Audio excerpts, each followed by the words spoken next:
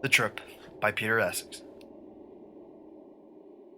What a night, what rain! I've never seen the like of it. Come in, friend, come in. It's good to see you again. Did I ever tell you that this antique hand carved desk over there once belonged to Oscar Wilde? Well, it did. And this old typewriter on it? That belonged to Oscar too. On it, he typed the script for The Picture of Dorian Gray. Work of pure genius, don't you think? Hands off, look, but don't touch. It's a museum piece. But it still works perfectly. In fact, it works much better than any of those soulless newfangled devices called laptops. And it's lighter than it looks, but no one touches it but me. No one. But I didn't invite you here to admire my little treasures or for a chat about one of Britain's greatest dramatists, but to invite you to accompany me on a trip of a lifetime. Where to? Well, you might ask, but I'd rather demonstrate than just talk about it. Verbal descriptions just don't endure, and I want this to endure.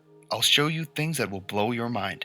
However, you're a bit early, so I'm not quite ready for you, but I've got everything we need. It's just that I lost track of time. I apologize, but it happens that way when you're writing something that totally absorbs your mind. Fiction? That's easy. The panic-stricken, brutally bloody truth, a truth such as this, that head-on collision with the actual, well, to withstand the shock of it, one needs more than a seatbelt and a prayer. And so more is what I've brought to the party.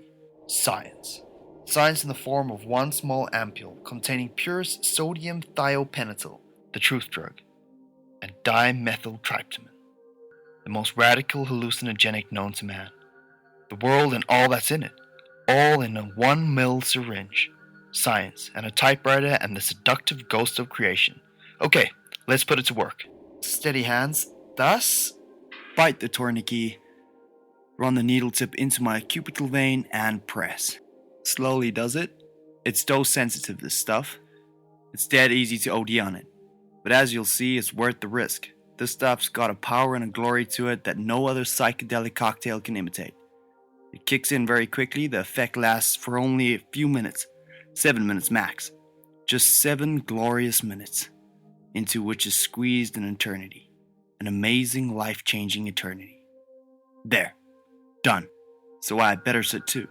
You see, I'm an experienced pharmacological scientist, well versed in the action of psychotropic drugs, and I understand the dangers in what I'm doing. But I love the danger. There's purity in danger. You never know quite what to expect with this massive hit. But a trip on the sharp edge of reality, a starkly true, startling, hard-hitting result that will take you like a shark. That's guaranteed. I'll just say this.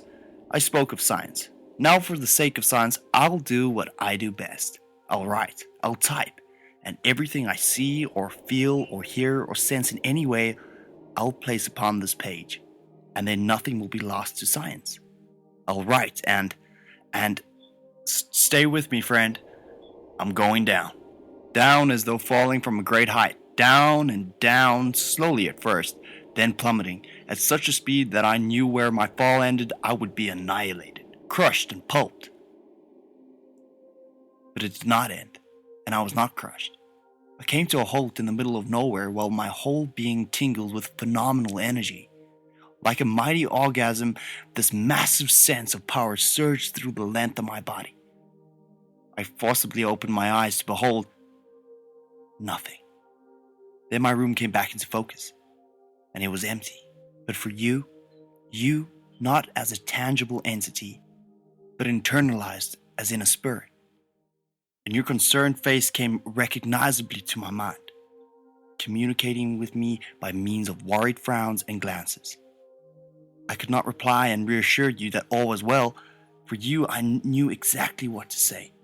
Only 2 words was I able to pronounce. 7 minutes.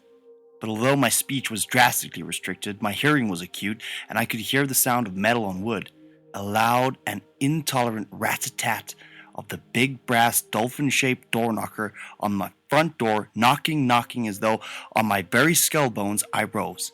I fell. Time passed. How much of it was lost in the pandemonium in my skull, I don't know. Beneath me was a spinning, undulating floor, hurling me dizzily this way, and that like a glass chip in a revolving kaleidoscope. Then a rooster crowed, and it was dawn. Clarity returned, and I managed to get up and go to see who was hammering to be let in.